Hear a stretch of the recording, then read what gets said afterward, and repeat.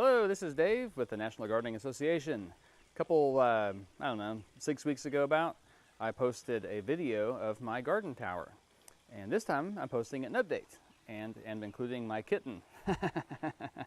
That's right. Look at that cute cat. This isn't really a video about gardening, this is a video about cats.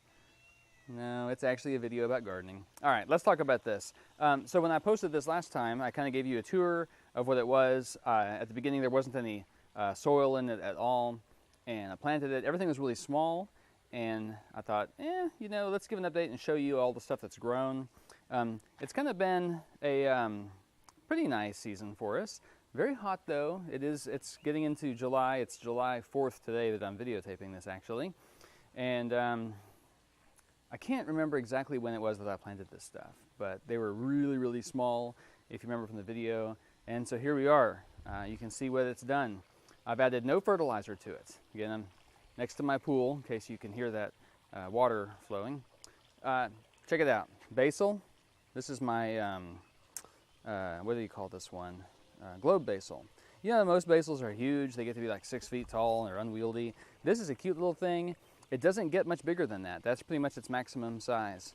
I've got peppers doing quite well. Quite well. Really happy with the performance on these guys. There's another one down there. More globe basil.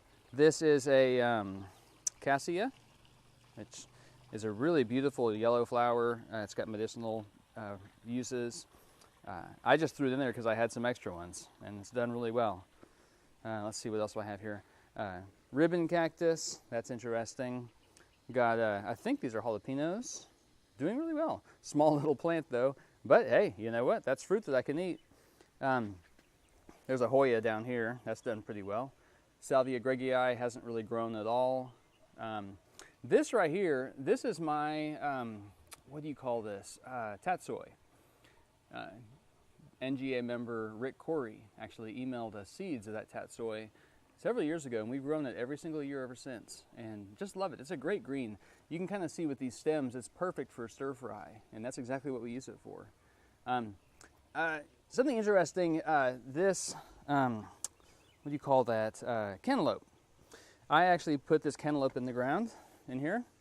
That's the cantaloupe stem, and here we go, all the way over here. And you know, as I pointed out last time, this whole thing can rotate. See how you can just twist it around, and that's an awesome feature for letting different parts of the thing get different levels of sun. But if you've got a vine, it kind of drags the vine around. And so because of that, I probably won't ever try to grow a vining plant on this thing again. But nevertheless, you know what? I got a little female flower there. We might get some fruit out of this thing, which would be cool.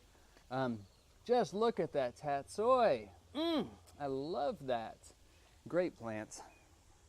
More basil on this side, more peppers. Got an annual salvia down there. More peppers. I have a lot of extra peppers left over from the plant sale. These strawberries are looking pretty good. I believe that next year we might get a pretty good harvest. Got a tomato up here, very tall. What is that? Maybe, I don't know, a couple feet. It's a cherry type or a grape type. I'm not exactly sure which one. Doing pretty well. Let's look down here and see if we can see any worms this time. Last time they wouldn't show themselves. You see any worms? Hello? Dig around in here. There they are. I see them. I don't know if you can, but I sure can. Anyway, they're in there, along with all my coffee grounds and stuff. I love my worm bin. Everybody should keep worms. If you don't keep worms, you need to get into it. Worms are great. Okay, so frequently asked questions. After I posted my last video, I had a lot of people wondering about watering. So the idea is that you water up here, it flows all the way down, and then there's a reservoir at the bottom. Let's see if I can't pull that out. Oh, down here, way down here. Okay, there's a little bit of water. So the question that I was asked is watering it at the top enough? And the answer, definitely not. It's good, and I love doing it, and of course I do it, but it's not enough to get every one of these little pockets wet. So I can water from the top and it'll all go down, and these things will still be wet. I'm sorry, they'll still be dry. So because of that, what I do is when I water it, and at this time of year, I'm watering it every single day. I get out the hose and I come out here and I just doop, doop, doop, and just kind of walk around, and I twist it as I water, and I make sure that all 60 of these little pockets get water. And it's a lot simpler than it sounds. It sounds kind of difficult, but it's not. In fact, you could do it with a watering can. The bulk of the water goes from the top, and that gets it mostly done. I just like to make sure that each one of these little pockets gets enough water too. So not a big deal, but look at all that growth. I mean, what a cool garden.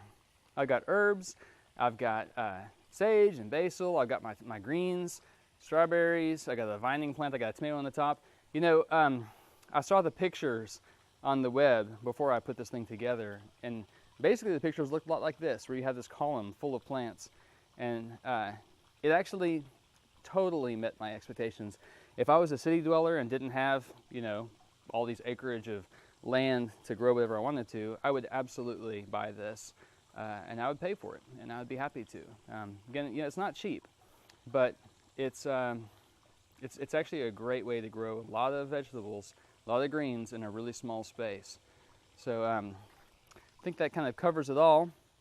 And if you have any questions, post them in the comments. I don't usually read the YouTube comments, so if you have anything to say about it, come to the website at garden.org where we talk about it, and I'm sure that there will be a big thread associated with this video. And if you're watching this on YouTube, we'd love to hear from you about your own experiences with the garden tower. So thanks for watching. See you later.